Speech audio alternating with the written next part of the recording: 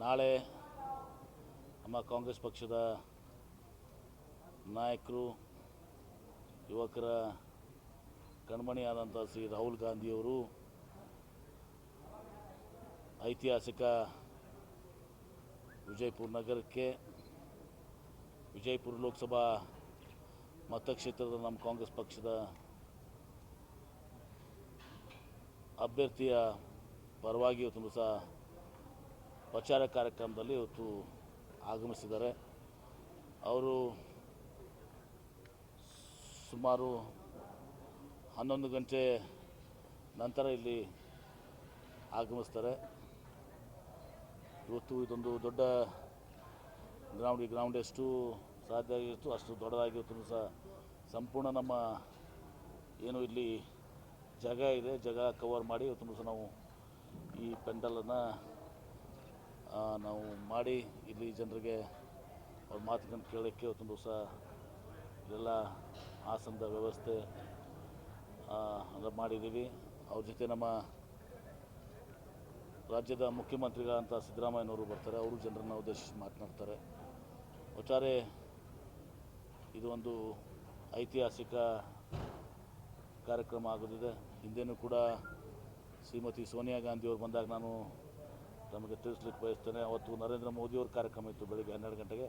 ಸಾಯಂಕಾಲ ಸೋನಿಯಾ ಗಾಂಧಿಯವ್ರ ಕಾರ್ಯಕ್ರಮ ಇತ್ತು. ಸೋನಿಯಾ ಗಾಂಧಿಯವ್ರ ಕಾರ್ಯಕ್ರಮ ಮೋದಿಯವ್ರ ಕಾರ್ಯಕ್ರಮಕ್ಕಿಂತ 2 ಪಟ್ಟು ಜಾಸ್ತಿ ಜನ ಕೂಡ ಮೇಲೆ ಇಡೀ ರಾಜ್ಯದ ನಮ್ಮೆಲ್ಲ ಮಾಧ್ಯಮಗಳು ಮತ್ತು ರಾಷ್ಟ್ರದ ಮಾಧ್ಯಮಗಳು ಅದನ್ನು ಕಂಪೇರ್ ಮಾಡಿದರು. ಇವತ್ತೊಂದು ದಿವಸ ಮೋದಿಯವ್ರ ಕಾರ್ಯಕ್ರಮಕ್ಕಿಂತ ಸೋನಿಯಾ ಗಾಂಧಿಯವ್ರ ಕಾರ್ಯಕ್ರಮದಲ್ಲಿ ಜಾಸ್ತಿ ಜನ ಇದ್ದರು, 2 ಪಟ್ಟು ಜನ ಇದ್ದರು ಅಂಥೇಳಿ ಗಮನ ಸೆಳೆದಿದ್ದಂಥದ್ದು ನಮ್ಮ ವಿಜಯಪುರ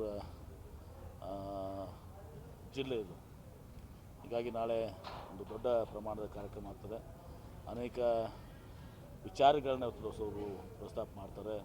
ಸಿದ್ದರಾಮಯ್ಯವರು ಕೂಡ ಅನೇಕ ವಿಚಾರಗಳನ್ನು ಕೂಡ ಪ್ರಸ್ತಾಪ ಮಾಡ್ತಾರೆ. ಜನನೂ ಕೂಡ ಭಾಳ ಉತ್ಸುಕರಾಗಿದ್ದಾರೆ. ಇವತ್ತು ಎಲ್ಲ ಕಡೆಯೂ ಕೂಡ ನಮಗೆ ಗಾಡಿ ಸಿಗ್ತಾ ಇಲ್ಲ.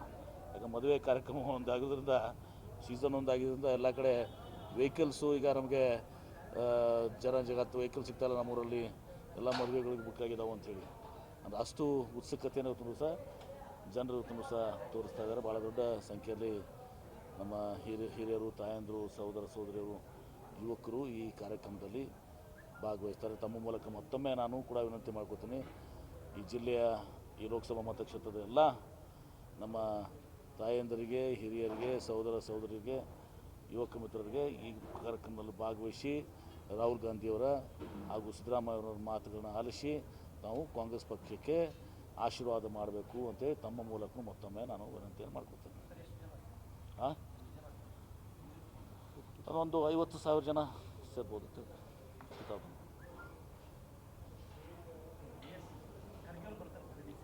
ಖರ್ಗೆ ಅವ್ರದ್ದು ಇನ್ನೂ ಕನ್ಫರ್ಮ್ ಆಗಿಲ್ಲ, ಇಬ್ಬರು ಕನ್ಫರ್ಮ್ ಆಗಿದೆ. ಈಗ ಬರ್ಬೋದು, ಅವರು ಬರ್ಬೋದು. ಯಾಕಂದ್ರೆ ಗುಲ್ಬರ್ಗಕ್ಕೆ ಬಂದೇ ಅವ್ರು ಬರ್ತಾಯಿದ್ದಾರೆ.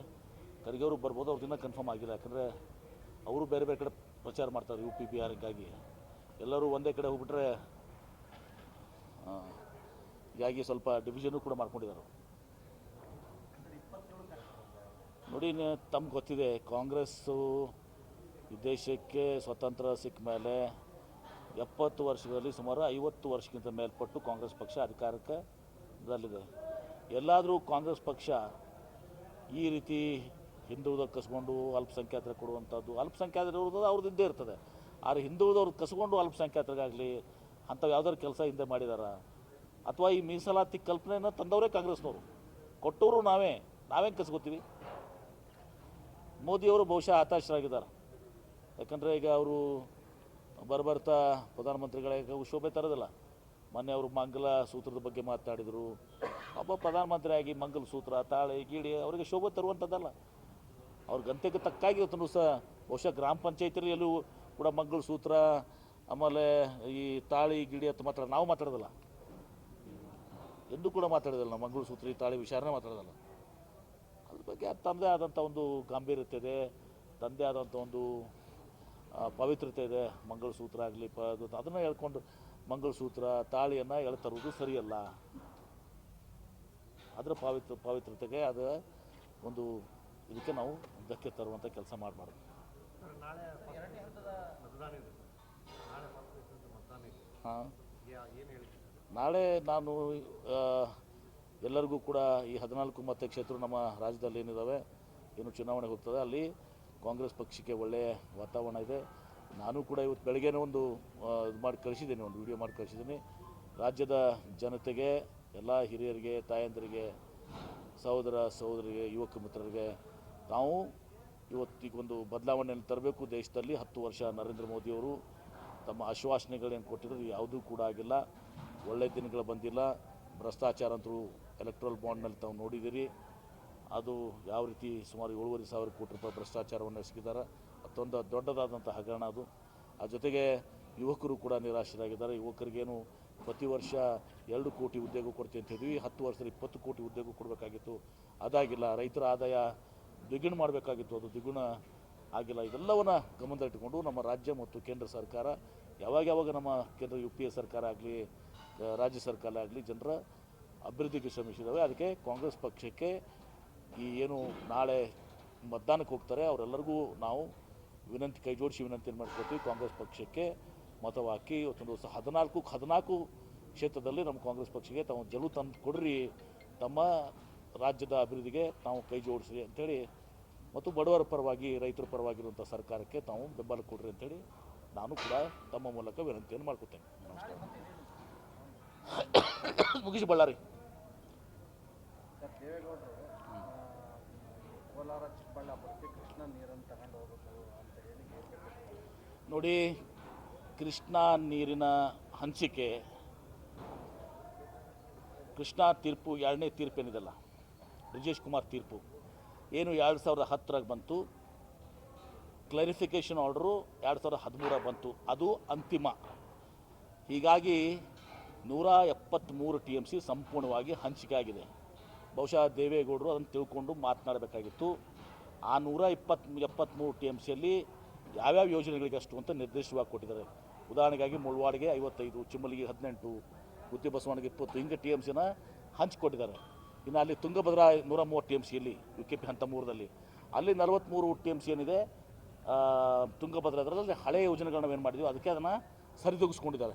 ಹೀಗಾಗಿ ಒಂದೇ ಒಂದು TMC ಅಷ್ಟು ನೀರು ಕೊಡಲಿಕ್ಕೆ ಇವತ್ತೊಂದು ದಿವಸ ಸುಪ್ರೀಂ ಕೋರ್ಟ್ನ ಆದೇಶದಲ್ಲಿ ನ್ಯಾಯಾಧಿಕರಣದಲ್ಲಿ ಇಲ್ಲ. ಹೀಗಾಗಿ ಜನರನ್ನ ದಾರಿ ತಪ್ಪಿಸುವಂಥ ಕೆಲಸ ದಯವಿಟ್ಟು ಹಿರಿಯರಾದಂಥ ದೇವೇಗೌಡರು ತಿಳ್ಕೊಂಡವ್ರಿದ್ದೀರಿ. ನಿಮಗೆ ಬೇಕಾದ್ರೆ ಒಂದು ಕಾಪಿ ಕಳಿಸ್ತೇನೆ ನಾನು, ಒಂದು ಕಾಪಿ ಬೇಕಾದ್ರೆ ಅವ್ರಿಗೆ ಮೇಲ್ ಮಾಡ್ತೀನಿ, ನೋಡಿ ಹಿಂಗಿದೆ ತೀರ್ಪಲ್ಲಿ ಹಿಂಗೆಲ್ಲ ಕೊಟ್ಟಿದ್ದಾರೆ, ಎಲ್ಲಿಂದ ಕೊಡ್ತೀರಾ, ಹೆಂಗೆ ಕೊಡ್ತೀರಾ ನೀವು? ಅದಾಗೋದಿಲ್ಲ, ಅದು ಮಾಡ್ಲಿಕ್ಕೆ ಬರೋದಲ್ಲ, ಅದು ಮತ್ತು ಮಾಡ್ಲಿಕ್ಕೆ ಬಿಡೋದು ಇಲ್ಲ. ನಾವು ನಮಗೆ ದಕ್ಷಿಣ ಕರ್ನಾಟಕದ ಜನತೆ ಬಗ್ಗೆ ಗೌರವ ಇದೆ. ಇಲ್ಲಿ ಸ್ಪೆಸಿಫಿಕ್ ಅಲೋಕೇಶನ್ ಇದೆ, ಪ್ರಾಜೆಕ್ಟ್ ವೈಸ್ ಅಲೋಕೇಶನ್ ಇದೆ. ಪ್ರಾಜೆಕ್ಟ್ ವೈಸ್ ಅಲೋಕೇಶನ್ ಇದ್ದಾಗ ಏನು ಮಾಡೋಕ್ಕಾಗ್ತದೆ? 130 TMC, ಹಾಗೆ ನಾವು 178 TMC ಕೇಳಿದ್ವಿ. ಇನ್ನೂ ನಮಗೆ ಸುಮಾರು 48 TMC ಕಡಿಮೆ ಬಿತ್ತು. 178 TMC ನಾವು ಕೇಳಿದಾಗ ಆಲ್ಮಟ್ಟಿ UKP ಸ್ಟೇಜ್ 3ರಲ್ಲಿ 130ಕ್ಕೆ ಅವರು ಗೆರಿ ಕೊರೆದ್ಬಿಟ್ರು ತೀರ್ಪಿನವರು.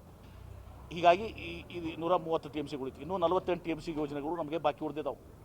ಇನ್ನೂ 48 TMCಗೆ ನಮಗೆ ನೀರಿಲ್ಲ. 178 ಕೇಳಿದ್ದೀವಿ ನಾವು ಇಲ್ಲಿ UKP ಸ್ಟೇಜ್ 3 ಆ 43 ಬಿಟ್ಟು.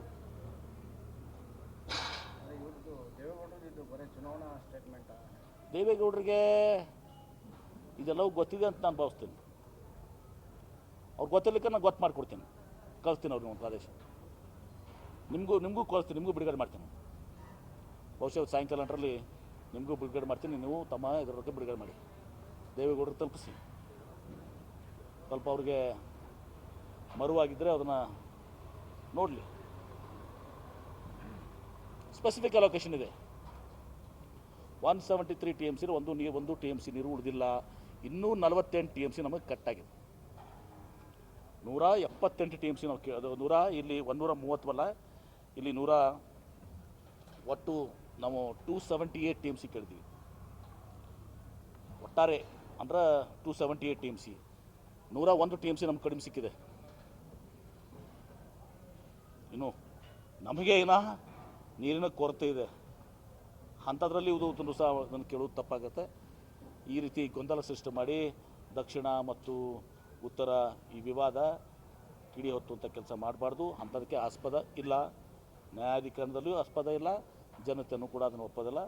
ಗೌರವಯುತವಾಗಿ ದೇವೇಗೌಡರು ನಡ್ಕೊಳ್ಬೇಕು. ನಾನು ಆಕೆ ನಾನು ಸುಮ್ಮನೆ ನಾನು ಮಾತಾಡೋದಲ್ಲ, ನನ್ನ ಹತ್ರ ಎಲ್ಲ ಸಂಪೂರ್ಣವಾಗಿ ದಾಖಲಾತಿಗಳನ್ನ ಬಿಡುಗಡೆ ಮಾಡ್ತೀನಿ. ಇವತ್ತು ಸಾಯಂಕಾಲ ಅಥವಾ ನಾಳೆ ಒಟ್ಟು ನಿಮಗೆ ಬಿಡುಗಡೆ ಮಾಡ್ತೀನಿ.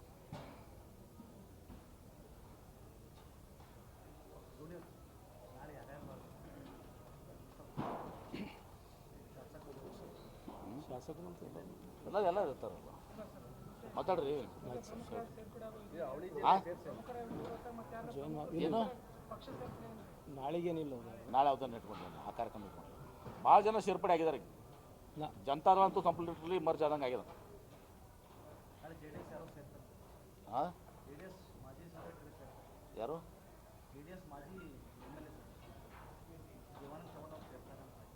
ಇಲ್ಲಪ್ಪ, ಇದು ಅವಳಿ ಜಿಲ್ಲೆ ಸೇರಿ ಅಲ್ಲ ಸರ್ ಸಮಾವೇಶ? ಯಾವುದು? ಬಾಗಲಕೋಟೆ, ಬಿಜಾಪುರ. ಇಲ್ಲಿ ಇದು ವಿಜಯಪುರ ಬಾಗಲಕೋಟೆಯವ್ರನ್ನ ನೋಡ್ಕೊಂಡು ಬಹುಶಃ ಅಲ್ಲಿ ಪ್ರಿಯಾಂಕಾ ಗಾಂಧಿ ಅವ್ರು ಬರ್ಬೋದು.